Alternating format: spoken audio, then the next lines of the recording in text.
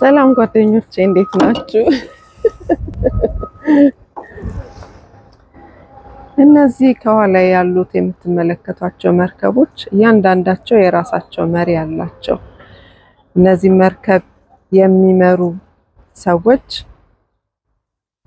ስለ መርከቡ የሚያውቁ እንዴት መነዳት እንዳለባቸው የሚያውቁ መቼ መሄድ እንዳለባቸው የሚያውቁ ናቸው።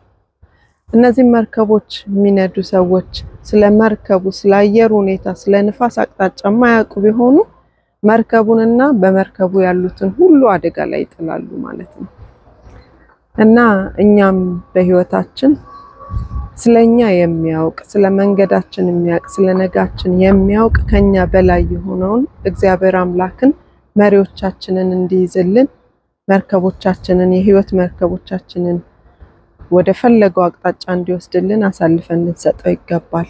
አለበለዚያ እኛ አቅጣጫውን ስለማናቅ አሳልፈን ማየት ስለማንችል ራሳችንን በወደድነው መንገድ ስንመራ አደጋ ላይ ልንጥል እንችላለን ራሳችንን።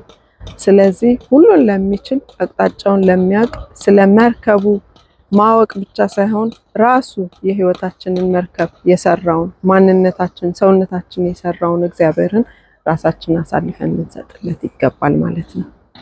ስለዚህ ይሄንን ለማድረግ ጌታ ኢየሱስ ክርስቶስን እንድትቀበሉና የህይወት መርከቦቻችሁን ለሱ አሳልፋችሁ እንድትሰጡ ብዬ እህታችሁ እመክራለሁ።